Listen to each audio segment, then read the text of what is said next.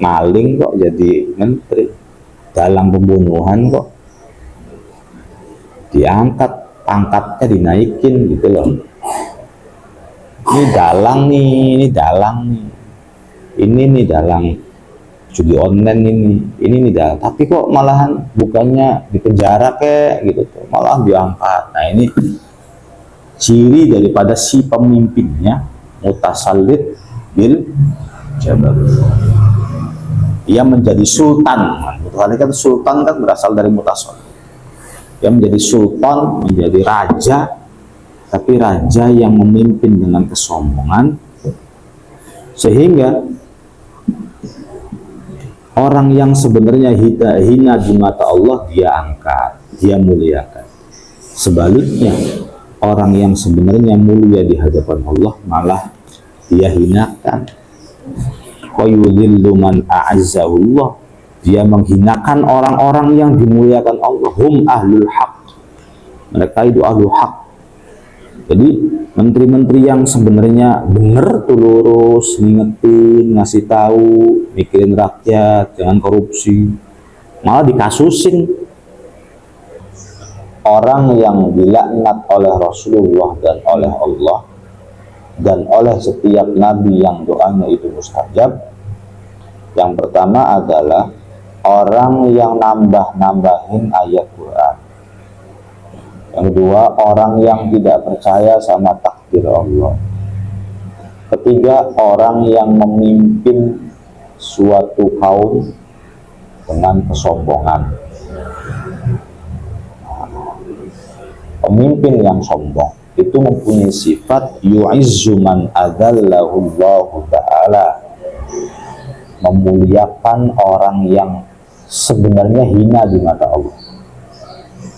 Fayu'izzu, dia memuliakan man, seseorang, adzallahullahu ta'ala, yang orang ini sebenarnya dihinakan sama Allah, ahlul batil. Diangkat jadi stafnya padahal koruptor, ya, diangkat menjadi kepercayaannya padahal tahu banget dia adalah dalang pembunuhan. Nah, pemimpin yang sombong itu suka ngangkatin orang-orang rendahan, orang-orang receh menjadi apa? Pemimpin. Sedangkan orang-orang terhormat, orang-orang mulia dihinakan. Nah, ini wayudhillu, lan merendahkan sapa mutasallit man ing wong a'azza kang mulia akehu ing man sapa Allah taala. Malahan para ulama, para kiai, orang yang alim, orang yang tidak pernah korupsi, mantan-mantan pemimpin yang baik, yang jujur, orang yang punya integritas tinggi, orang yang kalau bicara selalu jujur, mikir rakyat, justru nggak diangkat, justru yudhillu, dipenjarain orang-orang begini. Gitu loh ya. Orang yang harusnya bukan siapa-siapa, harusnya dipenjara, malah diangkat jadi gubernur, jadi menterinya. Wah, payah ini, kepalanya ini yang payah. Dijadikan kepercayaan, tanda tangannya laku, dikasih kantor sendiri gitu.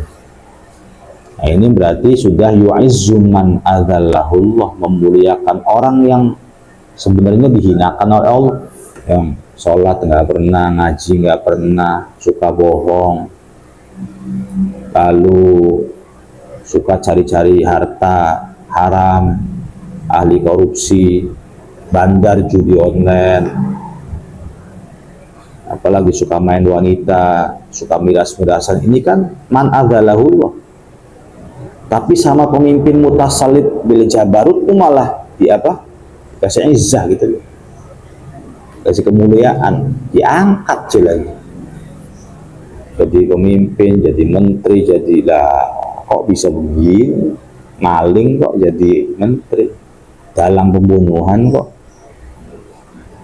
diangkat, pangkatnya dinaikin gitu loh. Ini dalang nih, ini nih dalang judi online ini nih dalang. Tapi kok malahan bukannya dipenjara kayak gitu tuh, malah diangkat. Nah ini ciri daripada si pemimpinnya mutasallit bil jabarut. Ia menjadi sultan. Mutasallit kan sultan kan berasal dari mutasallit.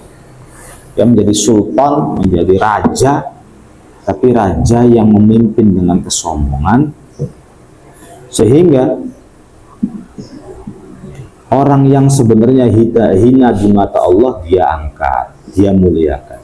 Sebaliknya, orang yang sebenarnya mulia di hadapan Allah malah dia hinakan. Wa yudhillu man a'azzahullah, dia menghinakan orang-orang yang dimuliakan Allah. Hum ahlul haq, mereka itu ahlul haq. Jadi menteri-menteri yang sebenarnya bener tuh, lurus, ngingetin, ngasih tahu, mikirin rakyat, jangan korupsi, malah dikasusin. Ya, di area provinsi ada, di lembaga-lembaga lain ada, di instansi ada, bahkan instansi kenegaraan yang bukan di Indonesia mungkin ya. Entah itu di mana kayak,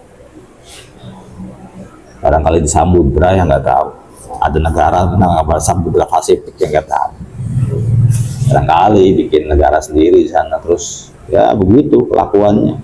Ada presiden ya diingetin sama ulama, ulamanya dikasusin. Ada presiden si pembohong menjilat, ya si koruptor menjilat, malah diangkat. Nah ini berarti si presiden namanya apa? Mutasallit bil jabarut, memuliakan orang yang dihinakan Allah dan menghinakan orang yang dimuliakan Allah. Wahum ahlul haq, yang sebenarnya mereka adalah ahlul haq.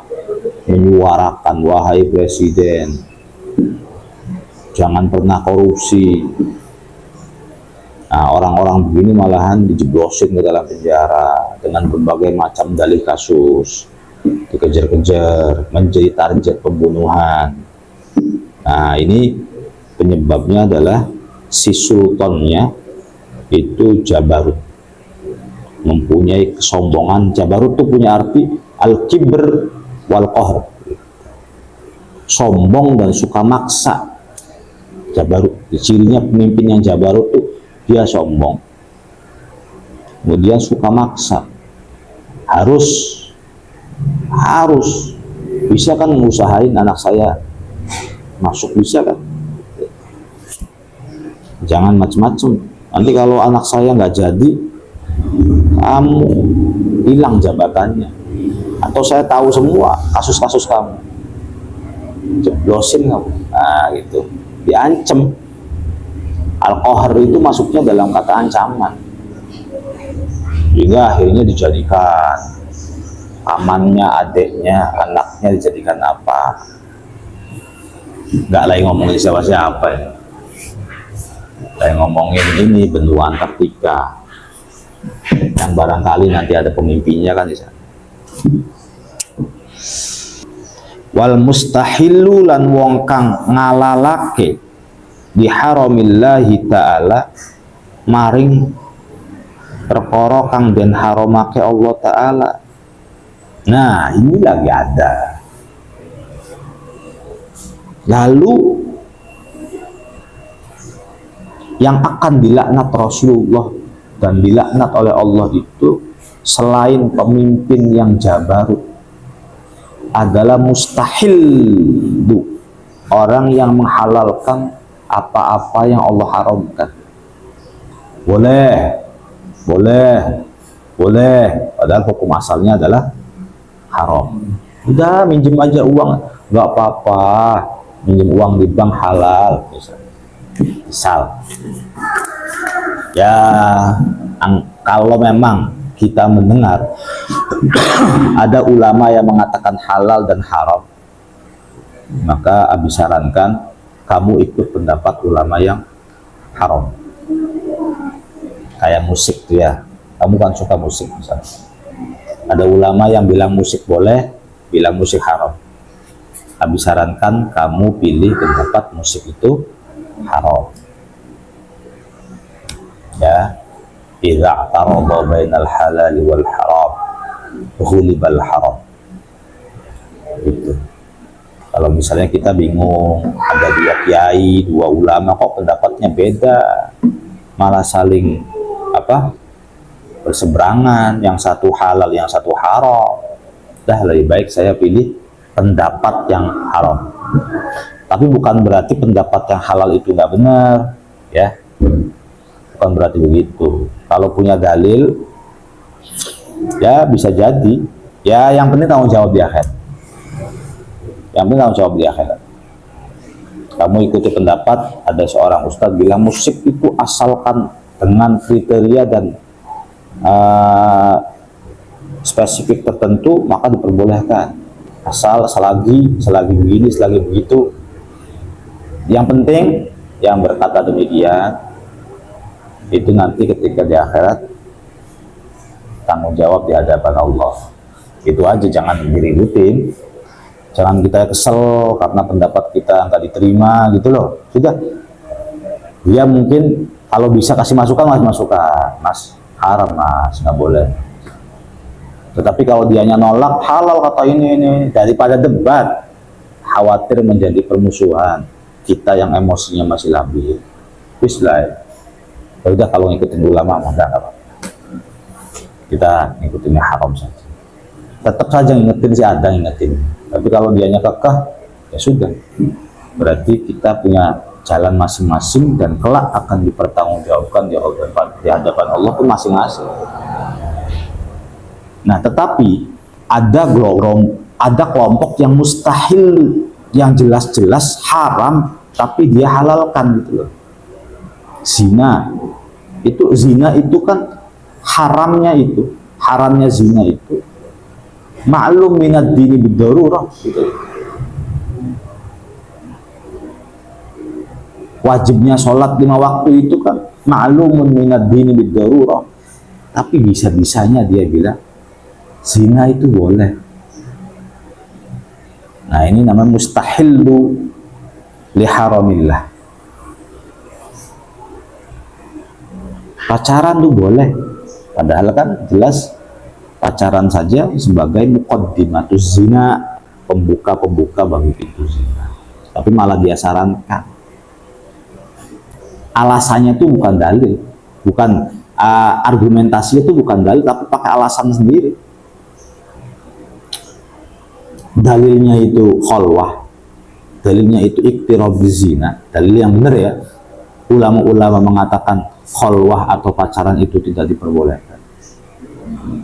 Dia nggak punya dalil, pakai pemikirannya sendiri dengan mengatakan, ya kalau misalnya nggak pacaran gimana kita akan tahu pasangan kita nanti? Tahu-tahu kita sama aja beli kucing dalam karung nanti, gitu. Bagaimana kita keluarga akan bahagia? Tahu-tahu wataknya istri kita, wataknya suami kita ternyata nggak bener.